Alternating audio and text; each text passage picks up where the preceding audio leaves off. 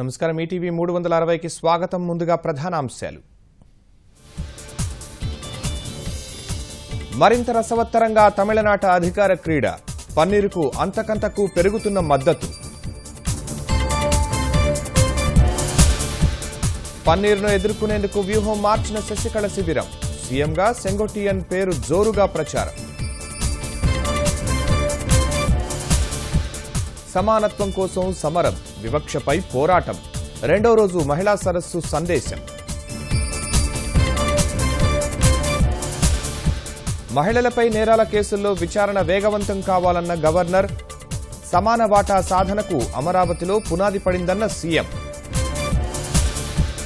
ప్రశాంతంగా ముగిసిన యూపీ తొలి విడత పోలింగ్. 73 నియోజకవర్గాల్లో 63% ఓటింగ్ నమోదు. 10 సూత్రాల ప్రగతి ప్రణాళిక ప్రకటించిన ఎస్పీ. కాంగ్రెస్ వైఫల్యాల్ని కప్పిపుచ్చుకునేందుకే ఏకమయ్యామని ప్రధాని ధ్వజం.